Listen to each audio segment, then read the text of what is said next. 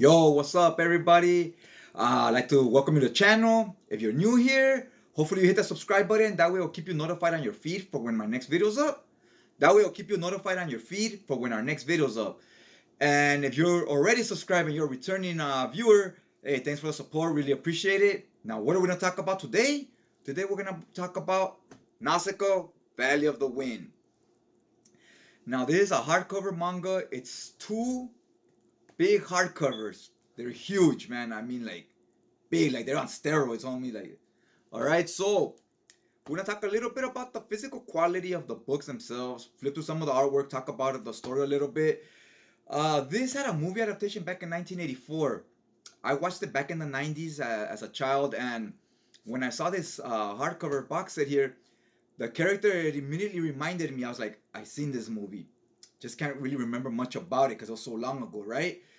So I said, I gotta buy this book. I need it now in my arsenal, and I want to revisit it. I want to remember what it was about. I know it's kind of like about some people that are like little, like the size of insects and so forth, and they're going to war.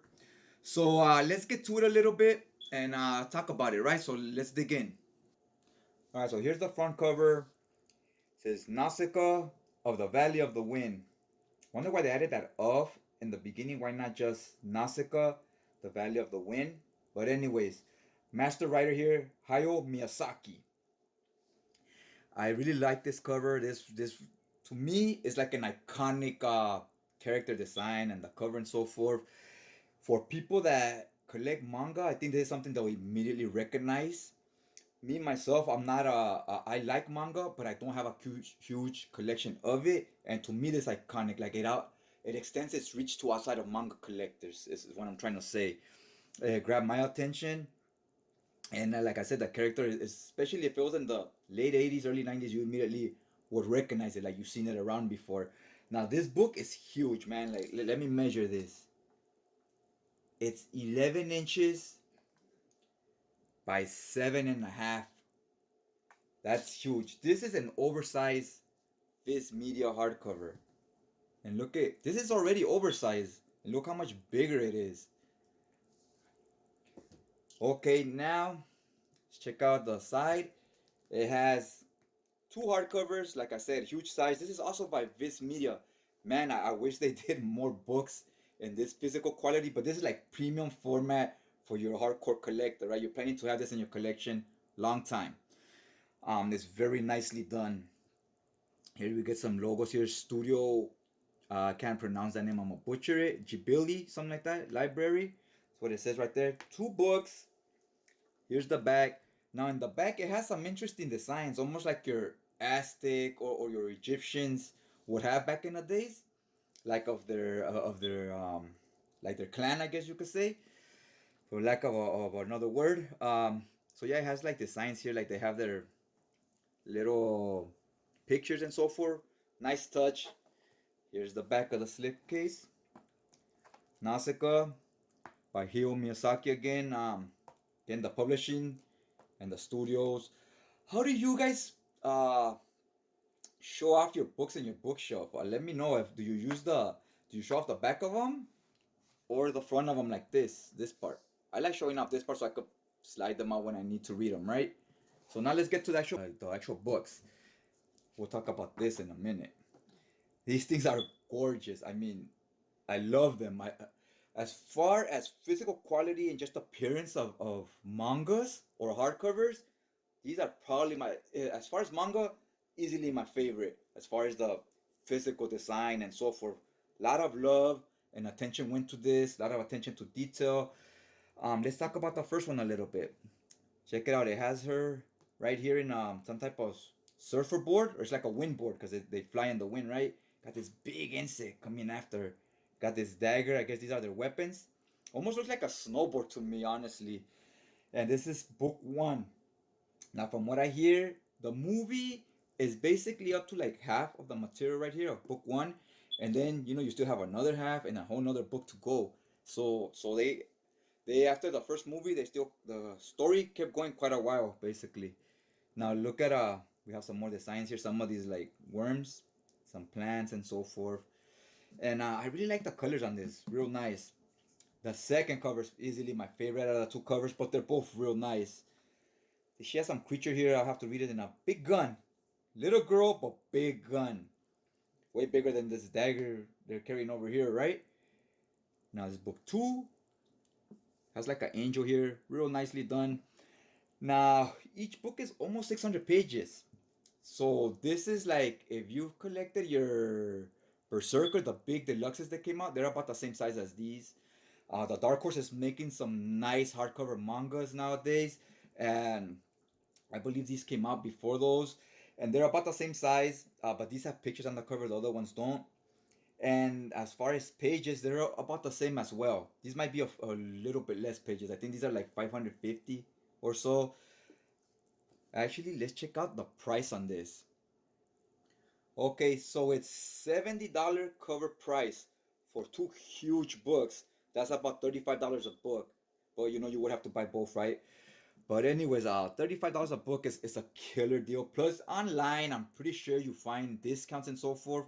Probably find them for about $30 or $40. And that's an even more killer deal. That's like $20 a book at that price. Cannot stress this enough. That's basically a steal at $20 a book right online. Okay, now let's flip through some of the pages. This goes from right to left or left to right. You read left to right, you know, like your traditional manga. Now look at this. Man, that's gorgeous. The first few pages are in color. Love the coloring on this. Love the art. I wish the whole book was in coloring, like I said. But that's not, it doesn't ruin the experience for me. I love this page. It's probably my favorite one. And she got some big creature here, like a parrot. Then we got the map. We got the map of the land, so you could get an idea of when they're flying from place to place, you know how far and so forth they are from each other. Has it in the another writing here, I guess it's Japanese, but they translate it to English. Then here you have it in Japanese and they translate it to English. So you know, kudos for all those little minor details like that. Some more colors there. I actually haven't read any of this introduction. Just cracked it open and haven't read it yet. I flipped through some of the pages though. So this is interesting. I let you know a little bit about their history and their past. Now look at this. This really grabbed my attention because I don't see manga with this type of artwork. Look at how many panels are here. 1, 2, 3, 4, 5, 6, 7, 8, 9, 10. That's a lot of panels for any comic. And especially for manga. Manga doesn't like add a lot of panels to their stuff. So it has a lot of panels. It's not it's not as traditional manga, the way the art is. But also you gotta remember this is like real old school. It's from like the 80s, right?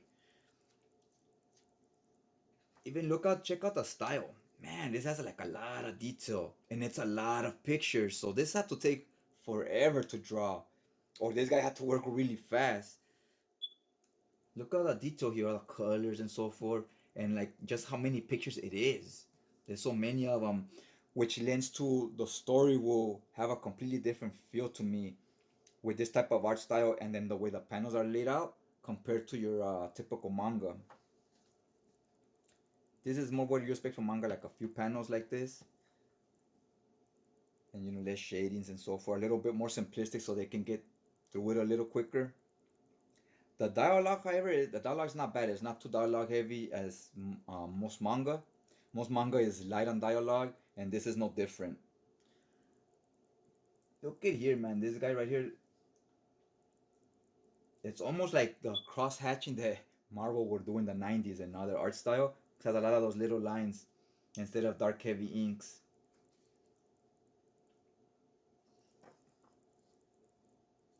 I don't want to give away too many spoilers in case you haven't read it and I haven't myself, so I don't want to spoil myself. But I can't wait to dig into it.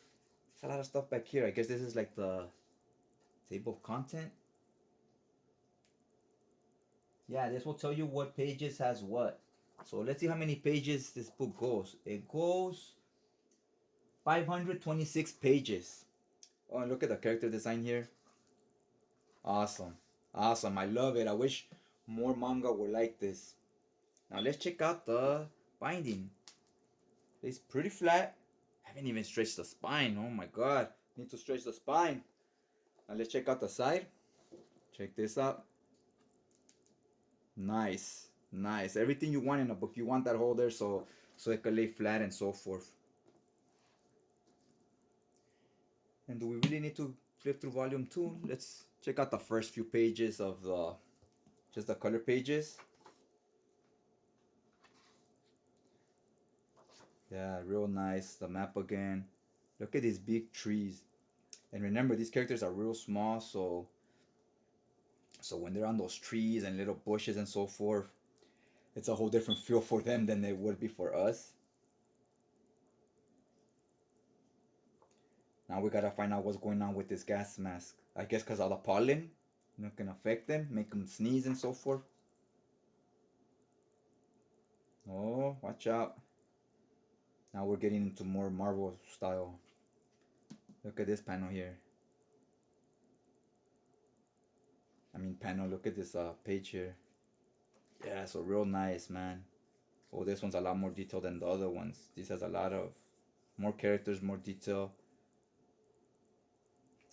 Yeah, man, if you guys read this before, let me know what you guys thought about it. Did you enjoy the story? And did you like it more than the movie? I remember that movie. I know that movie's iconic, man. Like, people remember it. It's also 526 pages. People remember it after all these years. Be kind of cool if they did a new adaptation of it. Okay, guys, so let me know what you guys thought about this book. Do you own them? What you think about the quality, the story, and so forth? Other than that, hopefully you got something of value from this video in case you were considering buying them. Maybe flipping through the pages and talking about it help you make a more informative decision. Other than that, hopefully you hit that like button, and I'll check you guys out next time.